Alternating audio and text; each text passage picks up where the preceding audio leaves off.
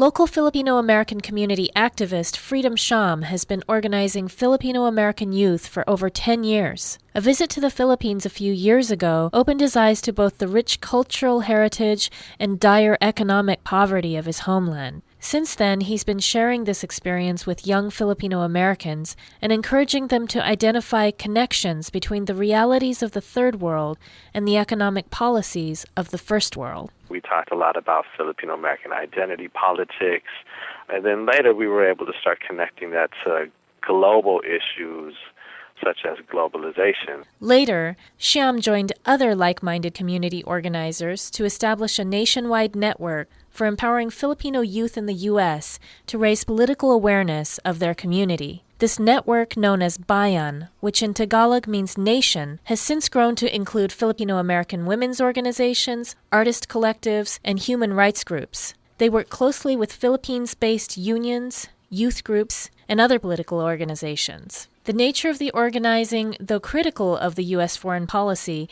is pro-peace and nonviolent.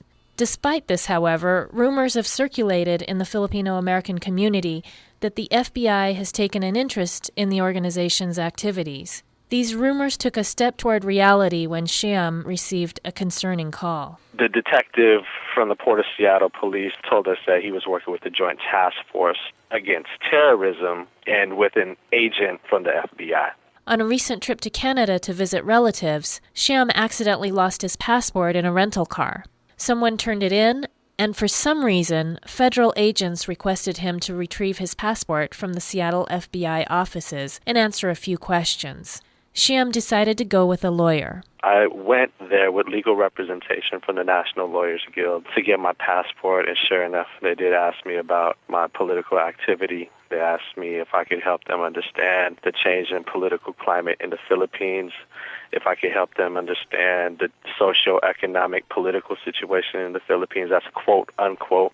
And then when I denied responding to those questions, then they asked me about the nature of my visit to the Philippines in the past, and that is when I was advised by my lawyers to no longer talk to them because it had nothing to do with my passport. According to Karen Wilds, member of Sham's legal team, the FBI was violating his First Amendment rights. They're, quote-unquote, interested in any political activity. They keep saying in the Philippines, but what's very clear is they're asking Freedom about his political activity, which is an extremely protected activity in this country. Even in civil cases where we have sued the government, and during a deposition, for example, we do not allow questions about associations with other people in terms of their political activity. And here the FBI is coming in and acting like they can ask these questions and not give us a reason, not talk to us about why. I mean, this is one of the highest, most protected activities. This is how this country was founded. After the questioning, Sham left with his passport and thought that his dealings with the FBI were over. The FBI agent who was there during my meeting called the family of my ex-wife, my former in-laws, to inquire about me, to find out what I do for a living and try to gather as much information as they can. I had originally planned to go to the Philippines for rest and relaxation, as well as to meet up with our organizations in the Philippines.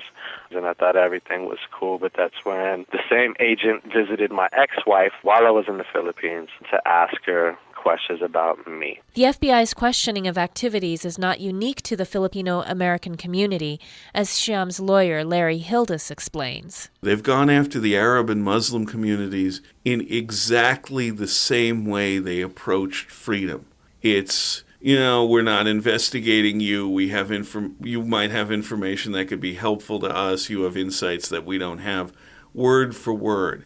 And those people started disappearing for months and years, and still, right after September 11th, the same kind of stuff. And they've also gone after a lot of activist communities. Lately, it's been the animal rights community. It's been other communities over the years. We contacted the FBI for comment on this story. Agent Fred Goot stated that the FBI policy does not comment on federal investigations, nor could he admit if someone was under investigation. It's scary on two levels. One, just my personal life. It's scary to know that, I'm being monitored by a system that's supposed to protect me and my rights. Two, what's scary is that I believe that what I'm doing genuinely serves the interests of the people, not only the people on my block, but the people in my community, and therefore city, my nation, as well as those abroad and overseas. And it's scary because I'm being monitored because I'm serving the people. For One World Report, this is Yuko Kodama. Thanks to Joaquin Wee for this story. Not bad accent. Yo, isang bagsakers. Mobile sign, $1 bagsak. Tatlong bagsak.